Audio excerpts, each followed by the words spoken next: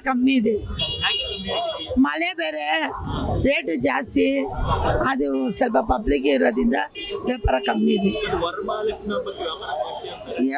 ಅಂತಾರೆ. ಈ ವರ್ಷ ಏನು ವ್ಯಾಪಾರ ಇಲ್ಲ, ತುಂಬ ಕಮ್ಮಿ ಇದೆ ವ್ಯಾಪಾರ. ಇದಾ ಹೇಳಕ್ಕೆಲ್ಲ ಮಂಡಿಯಲ್ಲೇ 100 ರೂಪಾಯಿ ಇದೆ. ಬೆಲೆ ಜಾಸ್ತಿ ಹೆಂಗ್ ತಗೊಳ್ಳೋದು? 2 ತಿಂಗಳ ಮುಂಚೆನೆ ಬೆಲೆ ಜಾಸ್ತಿ, ಇವಾಗ ಹಬ್ಬಕ್ಕೆ ಜಾಸ್ತಿ ಹೇಳ್ತಾರೆ ಅಂತ ಅವ್ರು ಭಯ ಬೀಳ್ತಾರೆ. ಗೊತ್ತಿಲ್ಲ, ಮಾರಿದ್ರೇನೋ ಗೊತ್ತಾಗೋದು. ವೇಸ್ಟೇ ವೇಸ್ಟೇ ಎಲ್ಲ ಹಂಗೆ ಹೇಳ್ಬಿಟ್ಟು ಹೋಗ್ತಾರೆ. ಒಂದು 10 ಜನದಲ್ಲಿ 2 ಜನ ತಗೊಳ್ತಾರೆ.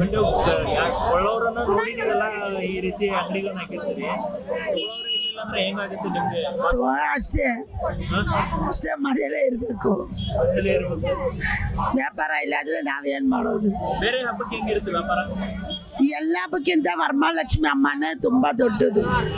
ಅದಕ್ಕೆ ಎಲ್ಲ ಇದಂತಲ್ಲ, ಹಣ್ಣು ಹೂವು ಎಲ್ಲ ಹೂವದಲ್ಲಿ ಎಲ್ಲ ಹೂವನು ವ್ಯಾಪಾರ ಆಗುತ್ತೆ. ಎಲ್ಲ ಫ್ರೂಟ್ಸು ತರಕಾರಿನೂ ವ್ಯಾಪಾರ ಆಗುತ್ತೆ ಅವಾಗ.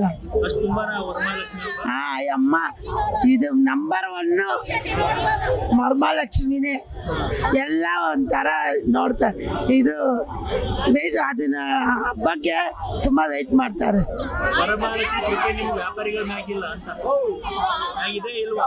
ಮ್ಯಾಗಿಲ್ಲ, ಅಷ್ಟಿಲ್ಲ. ಪ್ರತಿಧ್ವನಿ ಚಾನಲ್ಗೆ ನಮಸ್ಕಾರಗಳು. ವ್ಯಾಪಾರ ತುಂಬಾ ಚೆನ್ನಾಗಿದೆ, ರೇಟ್ ಏನು ಜಾಸ್ತಿ ಇಲ್ಲ, ಎಲ್ಲರ ಹಬ್ಬಗಳು ಮಾಡ್ಬೋದು, ಮಾಮೂಲಿ ಆಗಿದೆ. ಯಾವ ರೀತಿ ಆಗಿದೆ ಸರ್ ರೇಟ್ಗಳು? ರೇಟು ಕನಕಾಂಬರ 500 ರೂಪಾಯಿ ಇದೆ ಅರ್ಧ ಮಾರು, ಸಾವಂತಿಗೆ ಹೂವು ಮಾರು 200 ರೂಪಾಯಿ ಇದೆ, ಗುಲಾಬಿ ಹೂವು 600 ರೂಪಾಯಿ ಇದೆ. ಸಾಮಾನ್ಯವಾಗಿ ಒಂದು ವಾರ ಬಂದು 1200ರಿಂದ 2000 ಗಂಟೆ ಇದೆ. ಜಾಸ್ತಿ ಬಡವ್ರು ಮಾಡೋಕ್ಕಾಗಲ್ಲ ಹಬ್ಬನ. ಈ ದುಡ್ಡಿನವ್ರು ಮಾಡ್ಬೋದು, ಬಡವ್ರಂತ ಹಬ್ಬ ಮಾಡೋಕ್ಕಾಗಲ್ಲ ಸರ್. ಈಗೆಲ್ಲ ಹಬ್ಬ ಮಾಡಲೇಬೇಕಲ್ವಾ? ಮಾಡ್ತಾ ಇದ್ದೀವಿ, ಎಲ್ಲ ಹಬ್ಬ ಮಾಡಲಿ, ನಾವು ಪಕ್ಕದಲ್ಲೆಲ್ಲ ಮಾಡ್ತೀವಿ ಅಂತ ಮಾಡ್ತಾ ಇದ್ದೀವಿ. ತುಂಬ ಕಷ್ಟ ಹಬ್ಬ ಬಡವ್ರು ಮಾಡೋದು. ಬೆಲೆ ಏರಿಕೆ ರೈತರು ಬೆಳಿಬೇಕಲ್ಲ, ರೈತರು ಯಾರು ಬೆಳಿತೇ ಇಲ್ಲ, ಎಲ್ಲ ಬೆಂಗಳೂರಿಗೆ ಬಂದವ್ರೆ.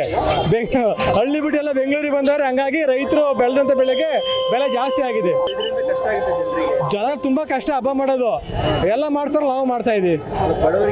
ಬಡವರು ತುಂಬ ಕಷ್ಟ. ಅದು ರೈತರ ಬೆಲೆ ಗೊತ್ತಾಗುತ್ತೆ ಹಬ್ಬ ಮಾಡೋದ್ರಿಂದ. ಪ್ರತಿಯೊಂದು ಹಬ್ಬಕ್ಕೂ ರೈತರ ಬೆಲೆ ಗೊತ್ತಾಗುತ್ತೆ. ಪ್ರತಿಯೊಂದು ಹಬ್ಬಕ್ಕೂ ಇದನ್ನ ಹೈಲೈಟ್ ಮಾಡಿ, ಪ್ರತಿಯೊಂದು ಹಬ್ಬಕ್ಕೂ ರೈತರ ಬೆಲೆ ಗೊತ್ತಾಗುತ್ತೆ. ಗೊತ್ತಾಗಲ್ಲ, ಈ ಹಬ್ಬ ಬಂದಾಗಲೇ ರೈತರು ನೆನ್ಸ್ಕೊಳ್ಳೋದು. ಯಾರು ಬೆಳೆಯೋರಿಲ್ಲ, ಎಲ್ಲ ದುಬಾರಿ, ಕೆಲಸಕ್ಕೆ ಯಾರು ಬರಲ್ಲ, ಕೂಲಿ ಎಲ್ಲ ಜಾಸ್ತಿ ಆಗಿದೆ. ಒಂದಿನಕ್ಕೆ 1000 ರೂಪಾಯಿ ಕೂಲಿ ಕೇಳ್ತಾರೆ, ಯಾರು ಕೊಡ್ತಾರೆ ಕೂಲಿನ? ಅಲ್ಲೂ ಕೂಲಿ ಜಾಸ್ತಿ ಆಗಿದೆ. ಹಾಗಾಗಿ ರೈತರು ನೆನ್ಸ್ಕೋಬೇಕು ಹಬ್ಬ ಮಾಡ್ಬೇಕಾದ್ರೆ ಜನಗಳು.